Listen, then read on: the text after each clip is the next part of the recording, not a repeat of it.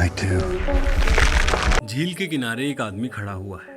उसकी वाइफ उसके पास आती है, तब वो पलट के उसे देखता है तो उसे ऐसा फील होता है जैसे उस पर कोई चीज़ हावी हो गई है, और इसके बाद फ़ौरन वो नदी में कूद जाता है, जिस पर उसकी वाइफ बहुत रोती है और रोते हुए कहती है कि उसकी जान छोड़ दो, जिसके बदले चाहें तो मुझे ले जाओ। और फ़ौरन ही उसका हस्बैंड पानी के ऊपर आ जाता है और वो बिल्कुल नॉर्मल हालत में होता है। पानी से बाहर आने में उसकी वाइफ उसकी हेल्प करती है और अचानक से उसकी वाइफ को कुछ सुपरनेचुरल चीज़ें पानी में खींच लेती हैं।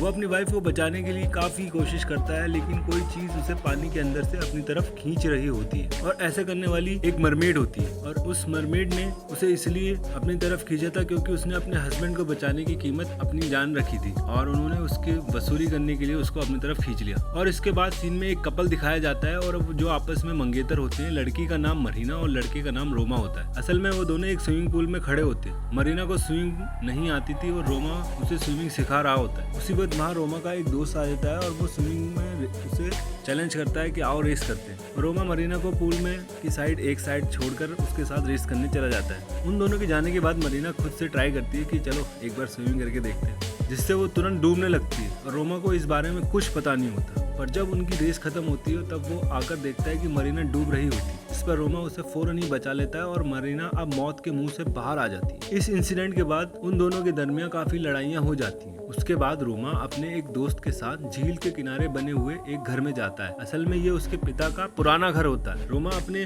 दोस्त को बताती है कि उसकी माँ की मौत इस घर के नजदीक एक झील में डूबने से हुई थी, और इस घटना के बाद उसके पिता पागल हो चुके थे। यहाँ पर यह हकीकत सामने आती है कि झील के किनारे खड़ा हुआ आदमी उसके पिता होते हैं, और जो जलपरियों ने उसकी माँ को डुबोकर मार दिया था। रोमा का दोस्त उसे एक बैचलर पार्टी में लेकर आता है। क्योंकि रोमा की शादी होने वाली होती है, वो दोनों देखते हैं कि उस घर के बेसमेंट में पानी भरा हुआ होता है, जिसे देख के वो ये सोचते हैं कि ये पानी शायद सीवरेज के खराब होने के से यहाँ आया होगा, या फिर बारिश की वजह से यह पानी यहाँ जमा हो गया है। कुछ देर गुजरने के बाद उनके बाकी दोस्त भी वहाँ पार्टी में आ जाते हैं। उस वक्त रोमा का मूड थोड़ा ऑफ होता है, जिसकी वजह से वह पार्टी को छोड़ देता है और उस झील के पास आकर बैठ जाता है। वो वहीं पर मरीना को कॉल करता है, पर वो किसी जरूरी काम में बिजी होती है। रोमा उस झील में स्विमिंग के लिए उतर जाता है। जब रोमा स्विमिंग कर रहा होता है तब उसे इस बात का एहसास होता है कि उसके अलावा भी वहाँ पर कोई और मौजूद है। वो फौरन ही झील के बाहर आ जाता है और वहाँ पर एक लड़की नजर आती है, और लड़की अपने बालों को कॉम्ब कर रही होती है, जिससे वो समझ जाता है कि शायद ये जलपरी है, और वो उसे अट्रैक्ट हो जाता है और उसके पास चले जाता है। वो दोनों एक दूसरे के पास आते हैं। वो लड़की उसे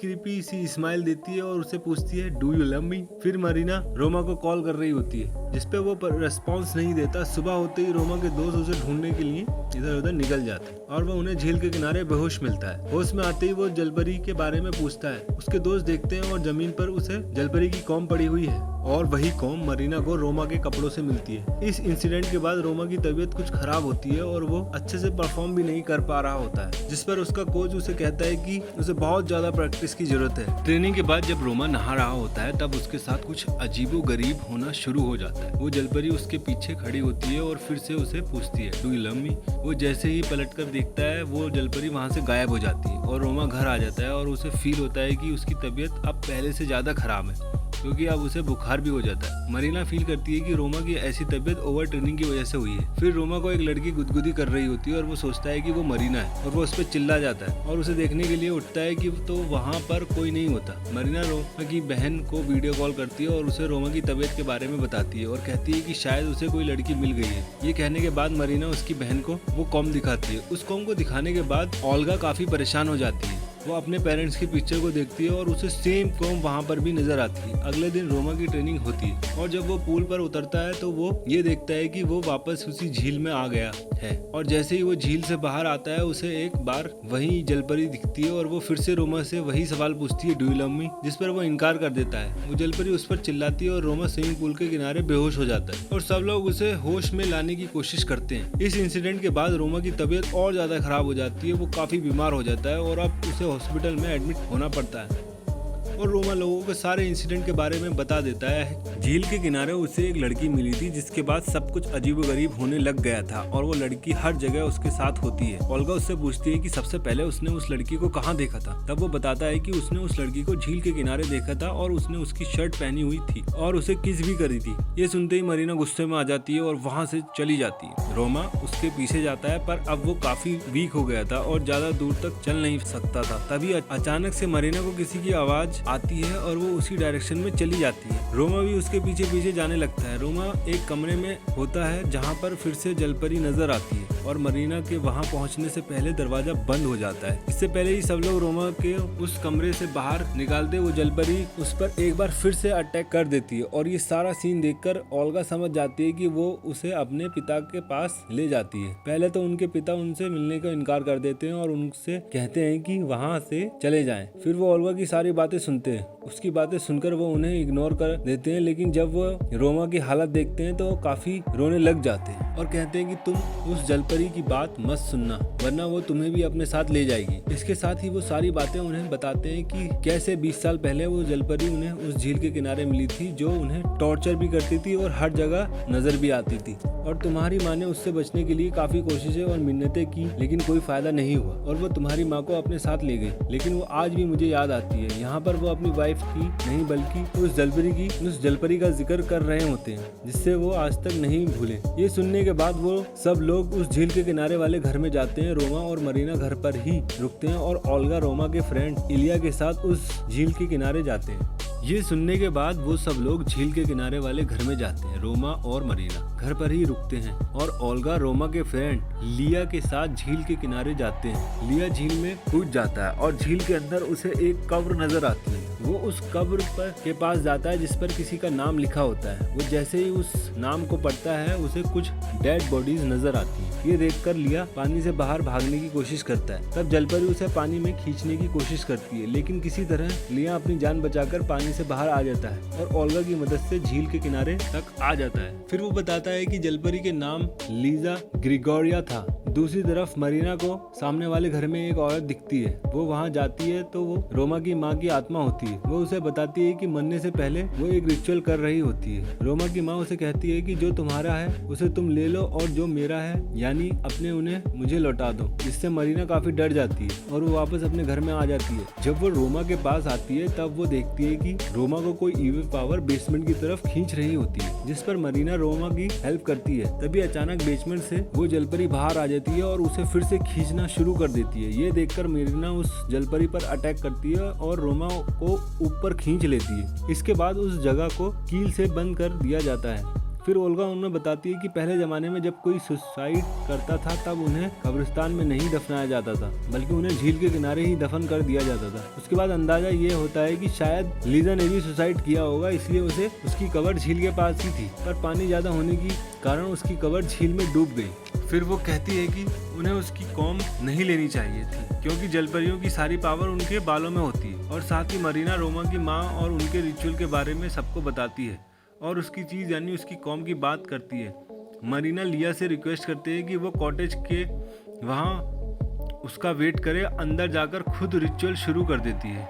इतनी ही देर में लिया को बाहर जलपरी नजर आती है और वो उसे भी वही सवाल पूछती है, डू यू लव मी, जिसके जवाब में वो यस कह देता है और जलपरी उसे पॉजेस कर लेती है। इसके साथ ही वो रोमा को भी पॉजेस कर लेती है और उसे बेसमेंट में आने में मजबूर कर देती है। देखकर ओल्गा उसे रोकने की कोशिश करती है लेकिन रोमा उस पर अटैक कर देता है और वो वहाँ पर मरीना अलग अलग तरीके से रिचुअल की प्रैक्टिस करने के बाद फाइनली सही तरीके से रिचुअल पर करने में शुरू कर देती है। वो उस जलपरी की कॉम को पानी में रखती है और मिरर में खुद को देखती है और देखकर अपनी चीज तुम वापस ले जाओ और मेरा प्यार मुझे वापस लौटा दो। ऐसा करते ही वो कॉम गायब हो जाती है और जलपरी मरीना को पानी में डुबाकर अपने पास दिखाती है कैसे एक लड़का उससे शादी का वादा करके उसे धोखा देता है और एक दूसरी लड़की से शादी कर लेता है। ये देखकर वो उन्हें मार देती है और खुद नदी में कूदकर सुसाइड कर लेती है और इसके बाद वो जलपरी बन जाती है। वो उसे ये भी दिखाती है कि कैसे आज से पहले उसने बहुत से मर्दों को अपनी तरफ अट्रैक्ट किया और उन्हें पानी में डुबोकर मार दिया। तभी बेसमेंट में रोमा भी होश में आ जाता है और वो कॉटेज की तरफ भागता है। वहाँ जाके वो देखता है कि लिया भी पॉजेस हो गया है और वो कॉटेज के अंदर चला जाता है। वहाँ पर जलपरी काफी तादाद में मरीना बनकर उससे पूछती है डू यू लव मी, और इस बार रोमा असली मरीना को पहचानने में कामयाब हो जाता है और उसे आई लव यू बोल देता है, और ऐसा करते ही अंदर से पोजेशन का असर खत्म हो जाता है। अगली सुबह ऐसा लगता है कि जैसे सब कुछ नॉर्मल हो गया है, लेकिन लिया को जलपरी का पोजेस किया होता है और वो उसके प्यार में वो एक्सेप्ट करते हुए बेसमेंट की तरफ को जाता है और उसके पीछे पीछे रोमा भी चला जाता है। वहाँ पर जलपरी उसे अपने साथ ले जाती है। रोमा उसे बचाने की बहुत कोशिश करता है लेकिन वो उसे नहीं बचा पाता। यहाँ पर एक बार फिर से वो जलपरी रोमा पर अटैक करती है और कहती है वो उसे सारे अपने छीन लेगी। इसी वक्त वहाँ मरीना और ओल्गा आ जाते हैं और वो रोमा को वहाँ से निकालने में मदद करते हैं और वो फौरन वहाँ से निकल जाते हैं। थोड़ी दूर आगे जाने पर उनकी गाड़ी अचानक से खराब हो जाती है। रोमा उसे ठीक करने के लिए बाहर जाता है और अचानक बारिश होने लगती है और वहाँ पर फिर से उन्हें जलपरी दिखाई देती है और देखते ही देखते कार में पानी भरना शुरू हो जाता है। असल में जलपरी ये सब कुछ इसलिए कर रही थी क्योंकि वो रोमा से मरीना को छीन लेना चाहती थी। रोमा फौरन शीशे को तोड़ता है और उन दोनों को कार से बाहर निकालकर बचा लेता है और इस पर ओल्गा कहती है कि हमने तो उसकी कॉम उसे वापस कर दी थी, फिर भी वो हमारा पीछा क्यों नहीं छोड़ रही है। पर रोमा को ये बात समझ ये आ जाती है कि वो जलपरी अब उसका पीछा नहीं छोड़ेगी। रोमा झील की तरफ भागने लगता है और मरीना भी उसके पीछे भागती है, लेकिन कोई पीछे से उसके सर पर वार करके उसे बेहोश कर देता है। झील के किनारे पहुंचते ही वो जलपरी फिर से उसके सामने आती है और पूछती है डू यू लव मी, जिसके जवाब में रोमा उसे कहता है यस आई डू, और वो जलपरी उसे कहती है तुम उस लड़की से प्यार करते हो, और फौरन रोमा पर अटैक कर देती है। दूसरी तरफ हम देखते हैं कि ओल्गा ने मरीना को बेसमेंट में सेक्रीफाइस करने का जरिया बनाया होता है। वो भी वहाँ से पर रिचुअल परफॉर्म कर रही होती है और उस पर रिचुअल के मकसद होता है कि जलपरी उसके भाई के बदले मरीना को ले जाए। मरीना रो कर ओल्गा से रिक्वेस्ट कर रही होती है कि वो